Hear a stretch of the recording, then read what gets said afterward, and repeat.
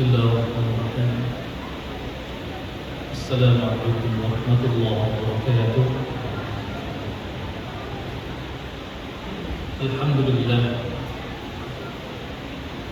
Alhamdulillahi wa kafa. Wassalatu wassalamu ala sayyidina Muhammadin Mustafa wa ala alihi wa sahbihi ahli sidqi wal wafa. Jamaah salat Isya dan salat sunnah tarawih yang dimuliakan Allah Subhanahu wa taala. Pada kesempatan malam hari ini, sebagaimana telah disampaikan tadi, bahwa tema pada malam hari ini dan juga tema untuk satu bulan Ramadan ini insyaallah terkait dengan salat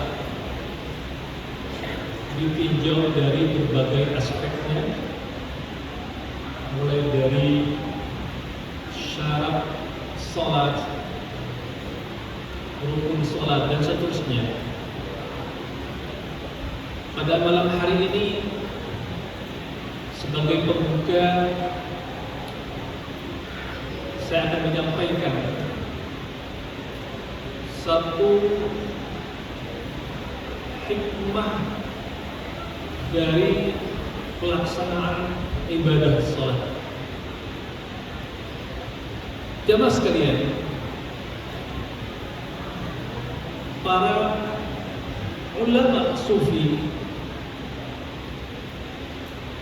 mengistilahkan salat itu dengan mi'rajul mu'minin. As-salat mi'rajul mu'minin. Jamaah sekalian, dari kalimat ini bermakna bahwa salat itu adalah mi'raj bagi orang yang beriman.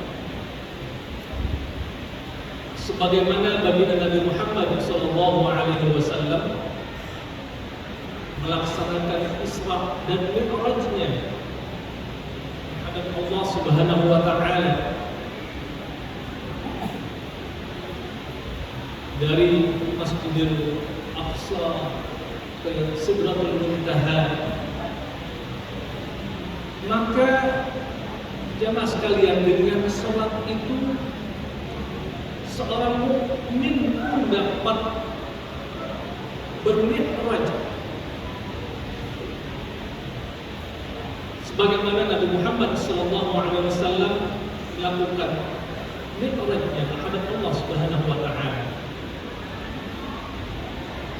Jamaah sekalian, dalam berbagai kisah ulama sufi, mereka memaknai sholat itu tidak hanya secara sholat lahiriah,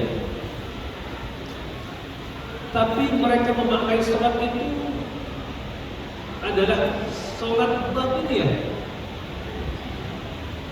Jamaah sekalian, maka seseorang yang sholatnya tidak hanya sholat lahiriah, tapi secara batiniah dia pun melakukan amalan batiniah dalam sholatnya, maka insya Allah inilah yang diharapkan.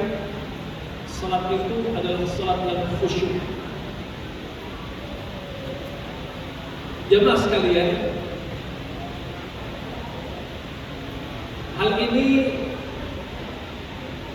ada dikisahkan bahwa seorang sufi besar pada abad ketiga Hijriah yang bernama Syekh Abu Abdurrahman Hatim bin Unwan al-Asam yang hidup pada tahun 237 Hijriah. Beliau ditanya, bagaimana engkau melakukan sholat?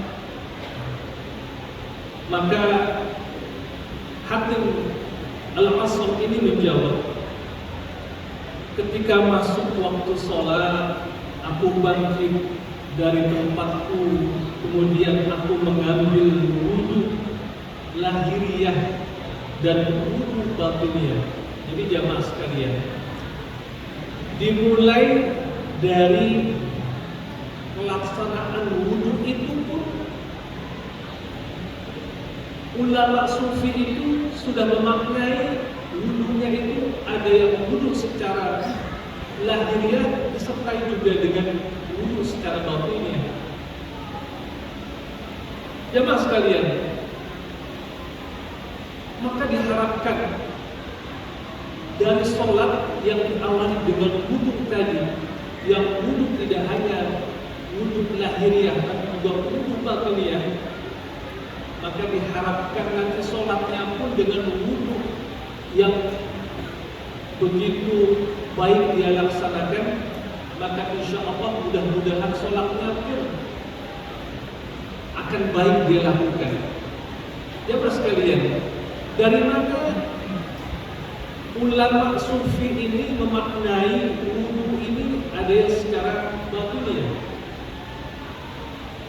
Dalam satu hadis baginda Rasulullah SAW, ini ada dalam kitab Riyadhus Shalihin yang pernah sama-sama kita bahas tiap Sabtu pagi setelah ba'at subuh, di mana baginda Rasulullah SAW beliau bersabda, kata beliau, "Idza tawadda'a al-'abdul muslim awil mu'min faghasala wajhahu kharaja min wajhihi kullu khati'atin nazara ilaiha bi'ainaihi ma'al ma'i aw ma'a akhiri qatril ma'i." Dari perkataan baginda Rasulullah SAW ini, dalam awal perkataan beliau menunjukkan bahwa orang yang berwudu itu setiap kali basuhan air itu sampai kepada wajahnya, maka akan mengalir keluar dari wajahnya itu dosa-dosa dia yang diakibatkan oleh anggota tubuh dia yang ada di mata kita dan sebagainya, terutama mata jamaah sekalian, mulut kita, bagian dari muka kita juga. Maka dari basuhan wudhu kita itu mengalir dosa-dosa kita. Orang yang beriman, orang yang yakin dengan Allah dan Rasul-Nya akan meyakini ini. Setiap kali dia berwudu, dia yakin bahwa dosanya itu mengalir dari setiap basuhan yang dia lakukan sampai basuhan terakhir.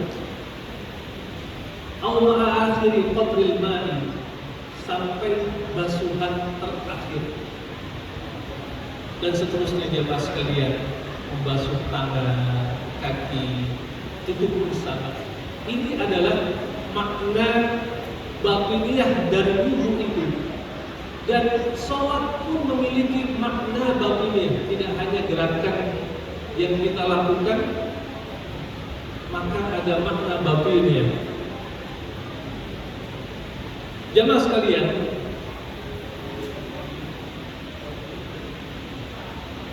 untuk mencapai tingkat kekhusyuan ini, di mana ibadah sholat yang kita lakukan ini, di samping kita melakukan memenuhi syarat sahnya sholat dengan kita melakukan rangkaian ibadah sholat itu secara lahiriah dan batiniah,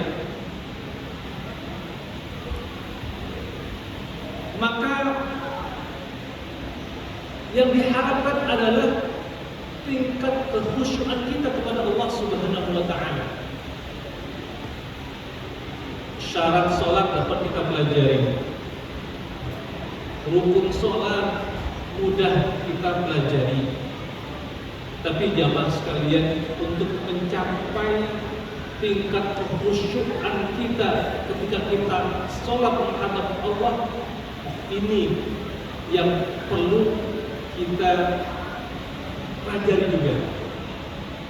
Bagaimana untuk mencapai tingkat kekhusyukan kita kepada Allah Subhanahu wa taala. As-shalat mi'rajul mu'min.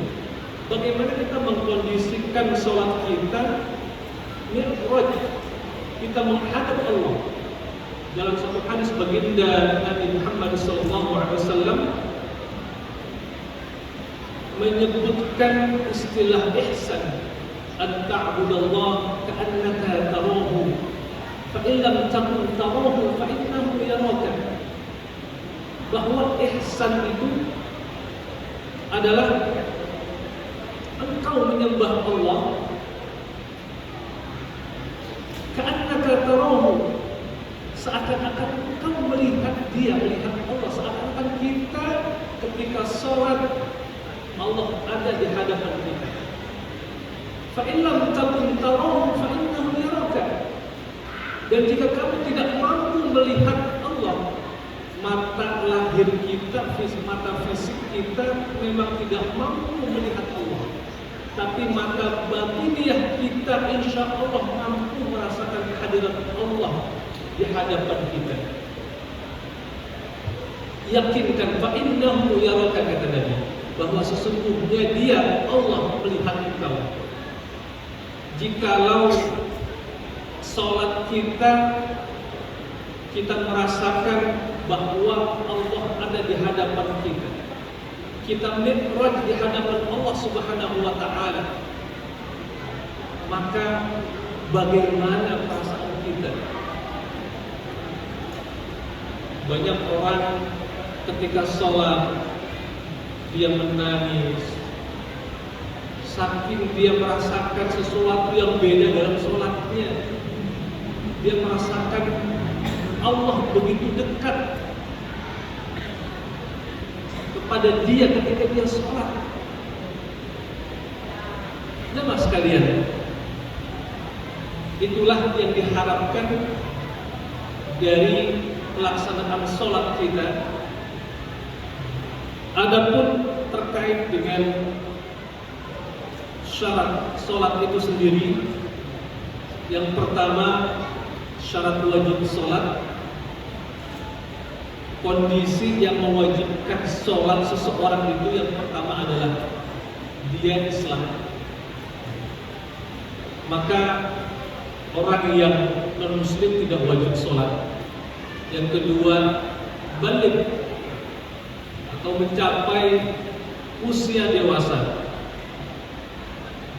sehingga bagi anak-anak yang belum balik tidak diwajibkan untuk sholat. Tapi sebagai bentuk pendidikan kepada anak, maka tidak apa-apa, asalkan sholat yang dilakukan oleh kelompok anak-anak ini juga dilaksanakan dengan baik dan tertib. Berikutnya adalah berakal.